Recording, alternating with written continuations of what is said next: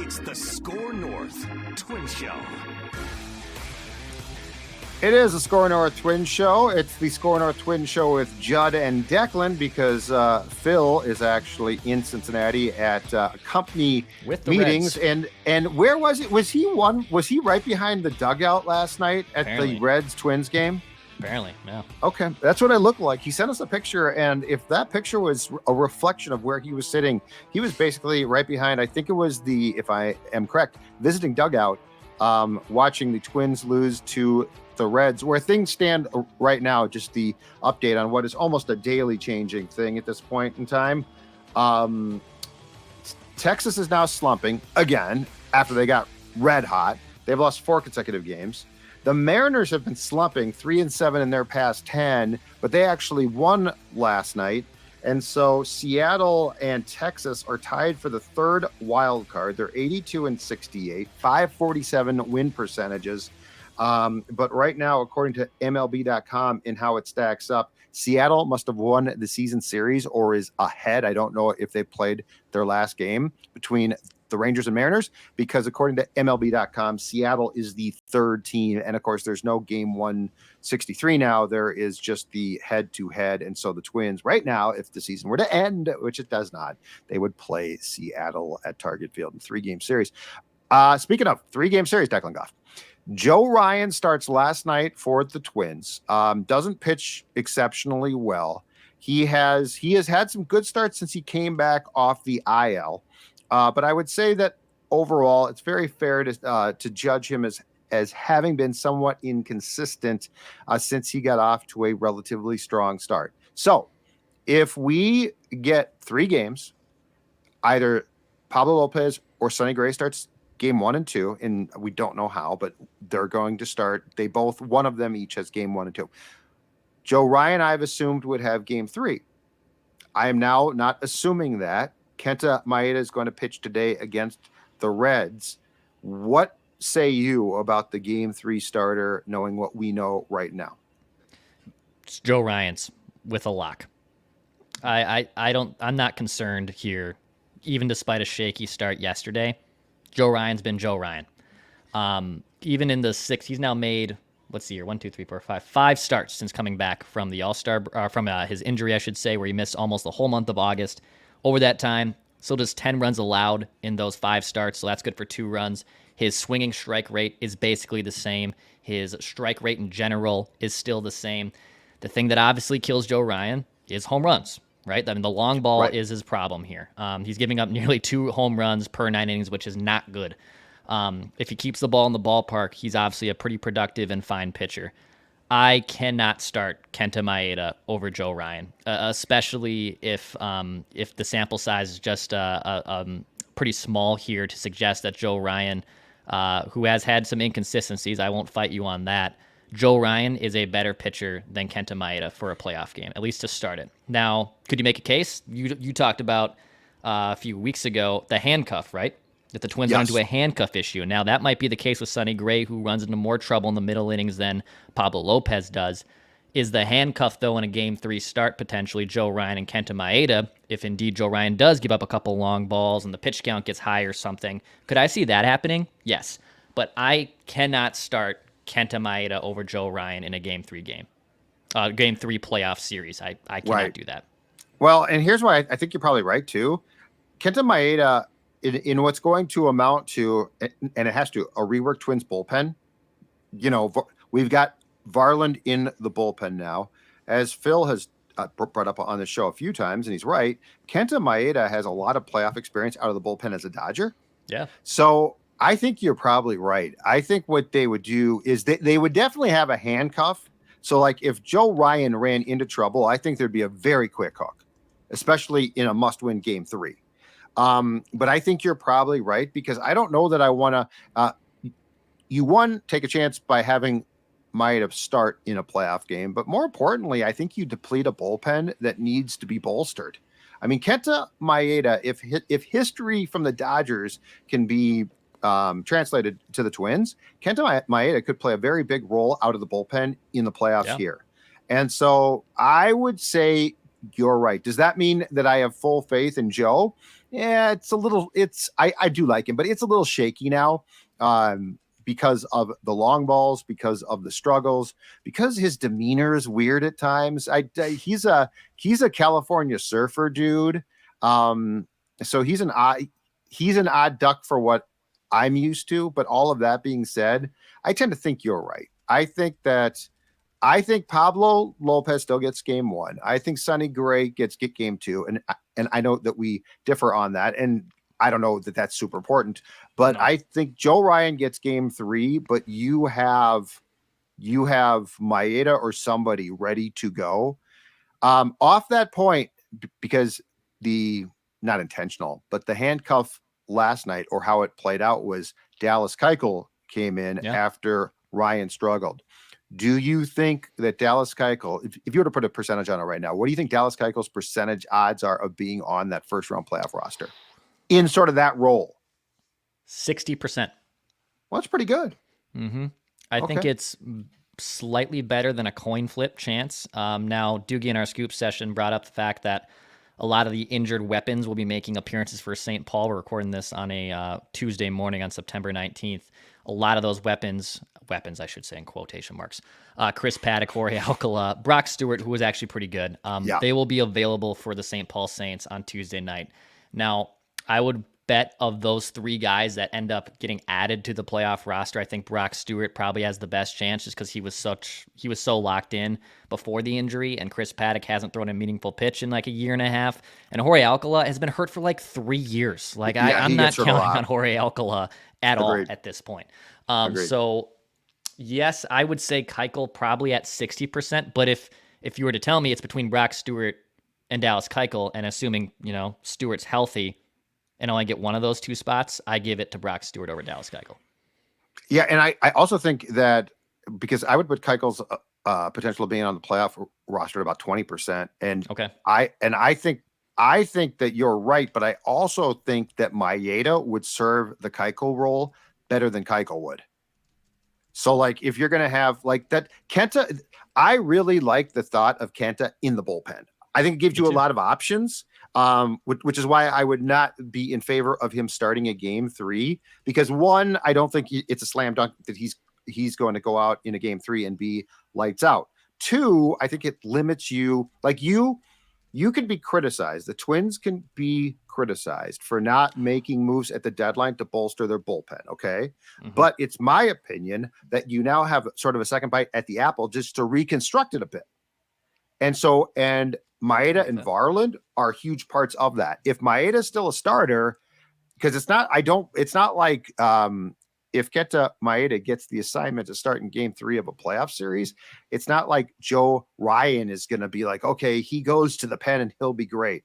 I don't think there's much I don't think there's a background there. So Maeda has that history, and that's a positive.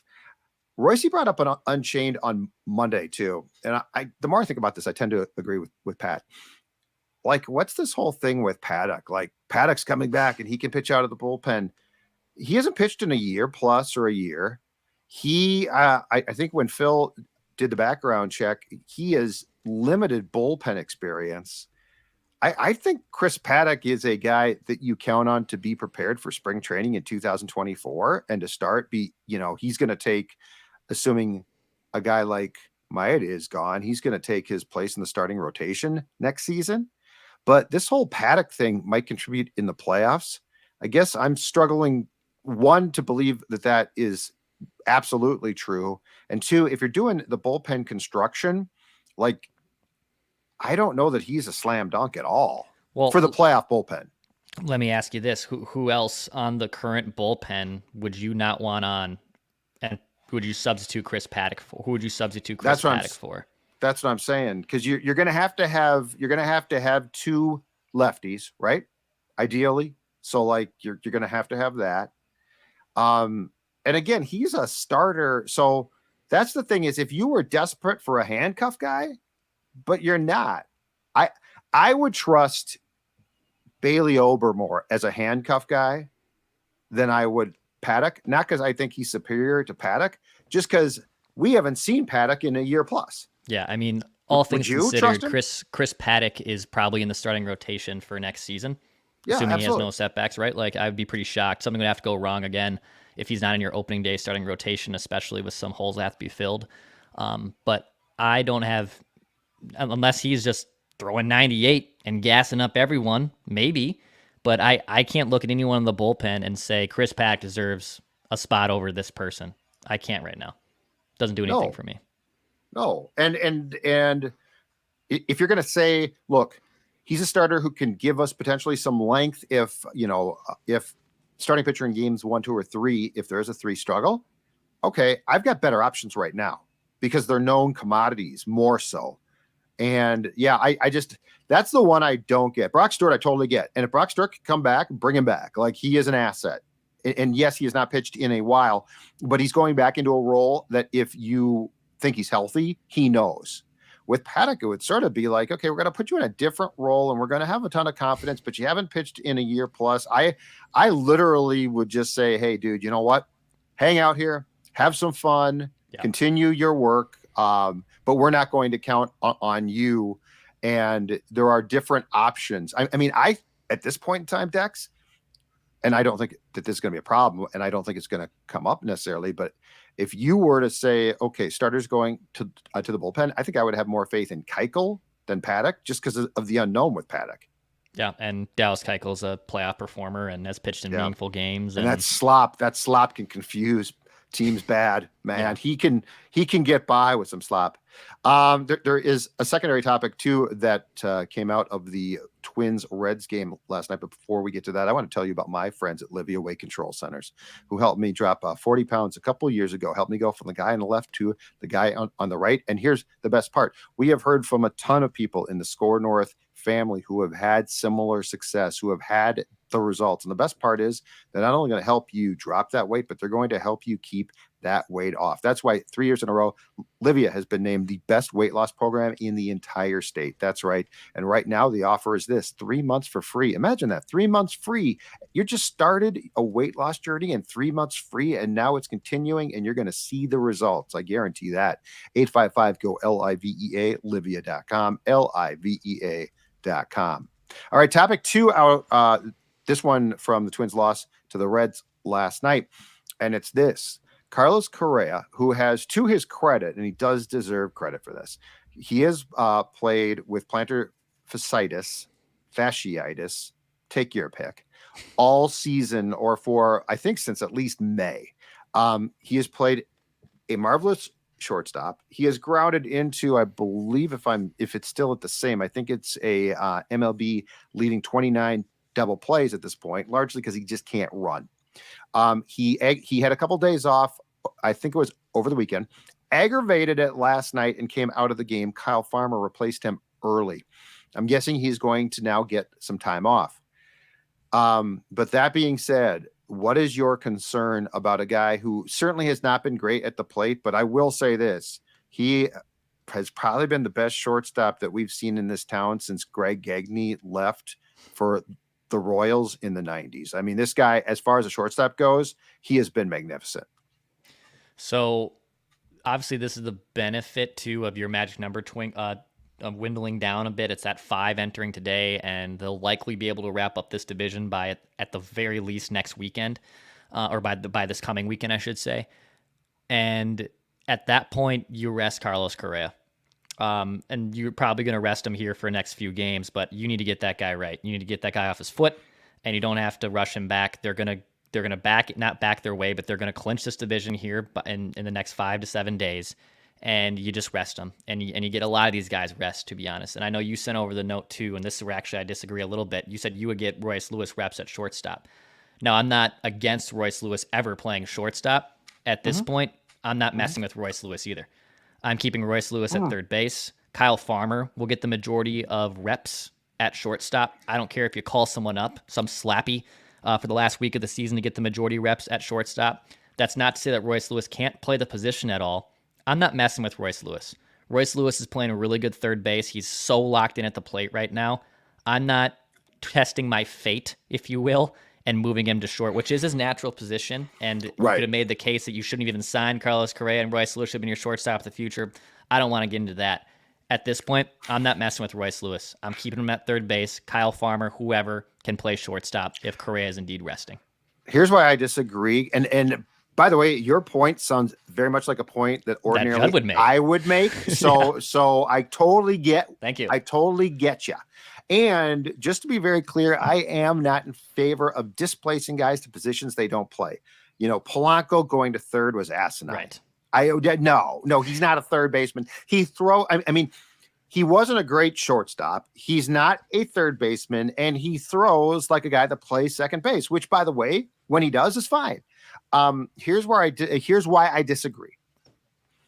Correa has unless this thing tore and heals itself, and my understanding, and if you're a foot doctor, you can tell us, but my understanding is plantar fasciitis, when it tears, basically that's the best thing, because then the adhesion problem is gone.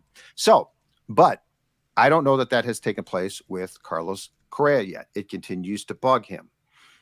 If I have to go into a playoff game and Carlos Correa can't play, I want Royce at shortstop because it's its natural position. And I don't think he is the rare athlete that personally Judd Zulgad thinks he'd be just fine. Now, if I was moving him to center again, I'd be like, no. But you're moving him to his position, same side of the infield. He clearly has the arm, and he's my second choice. If Correa can't go in the playoffs at any point in time, and it's very clear that where this is going with Carlos is like, if it flares up, he just can't play. Because I mean, that guy, much like Cousins, give Carlos Correa credit. That guy has played through some pain. There's no question. I mean, he can't run. The double plays are because he can't run. So I would rather have Royce Lewis playing shortstop than Kyle Farmer in a playoff game if Carlos can't go. That's why. And I know it's a sort of un-Judd-like, but because it's his natural position, and because that guy has a freaking cannon, and because that position is so important, that's why. So I'm not trying to be cute here. I'm actually trying to prepare for the playoffs, and I would feel more comfortable if push came to shove and I was forced to. I'd feel more comfortable with like Kyle Farmer playing third base. So who can play third? Farmer can play third. So can Solano play? Solano can play some third. Yep. Some third. Okay. Cause he's played second and first as well. Mm-hmm. Castro's played some third, right? He's kind of like a Swiss Army knife. I would not count on that. Well, I would prefer, if you're going to have to play Farmer in the playoffs, I'd prefer he goes to third, and that I have a guy that I think is a far superior athlete at shortstop. That's why. Yeah, it creates a really interesting conundrum in the event that Correa can't go, because then it opens up more Pandora's boxes of defensive alignments to your point of who do you want to play at third base if you're indeed putting Royce Lewis at shortstop. Obviously, yes, I think the easy black and white switch, you just put Kyle Farmer at short and Royce Lewis stays at third base, and that's fine. And I get that. And I think that makes a lot of sense. But it does create an interesting thing here. And that's why I think if they indeed wrap up this division, and by the way, literally 2 weeks from today is when the playoffs start. So the first playoff game for, knock on wood, the Minnesota Twins will be 2 weeks from this time. And hopefully if you wrap up this division by even Saturday or Sunday at the latest, you can get a week's rest. And if the AAA St. Paul Saints can take over the last week of the season for the Twins lineup, for all I care, at that point, rest up. Don't have to play through anything. There's no Iron Man streaks at play here. That's the benefit of the Twins likely wrapping up this division. Hopefully in the next few days, you can rest up and get right. Absolutely. And my whole thing with Royce would be just in case Correa can't go, I'd like him to get some experience back there. So that's why, because I ordinarily would not suggest this. I ordinarily would be conservative. I'd be afraid of injury. But yeah, I think you're probably right. When you can start to get guys out, I don't know, everybody has to come out, but Polanco for sure, right? Because he's been banged up. Kirilloff, I don't know. I can never tell what's up with him. But he's a potential. Definitely get your catcher some rest. So yes, there's a lot of guys that probably would stand to benefit if they can get this thing wrapped up against an Angels team that I don't think gives a damn right now, let's say on Friday or Saturday. Shall we do an Immaculate Grid without Phil? I think we should, man. Let's do the Immaculate Grid without Phil. And this is Judd's old school, Declan's new school here, I guess. There's no Mackey buffer, and Mackey's kind of been the good buffer between the two of us at times. So this will be a very interesting case because there's really no one from your side of things to rely on if there's an old school list. So I'm going to give you the grid here. I'll go from left to right. Judd actually will be a fan of this grid, I believe, because there's multiple teams on it. And 30-plus stolen bases is fair, yes. And I love this. That is my wheelhouse. I love me some the stolen bases, so I can definitely provide some answers there. So here's what we're looking for in today's Immaculate Grid. No twins, but from left to right, a tic-tac-toe square, if you will. From left to right, we need a National or Expo who was a Boston Red Sox, a National or Expo who was an Oakland A, and a National/Expo who stole 30 bases in a season. In the middle grid, we need a Brewer who was a Red Sox, a Brewer who was an A, and a Brewer who stole 30 bases. And in the bottom part of the grid, we need an Astro who was a Red Sox, an Astro who was an A, and an Astro who stole 30 bases. I will put, quote unquote, 8 minutes on the clock. Here we go. All right. I'm going to give you a rare one for the Brewers and the Red Sox. Okay. His name was George Scott. George Scott. George Boomer Scott. Wait. Yep. From 66 to 79? Yep. Top one. 66 to 7. George Boomer Scott. 4%.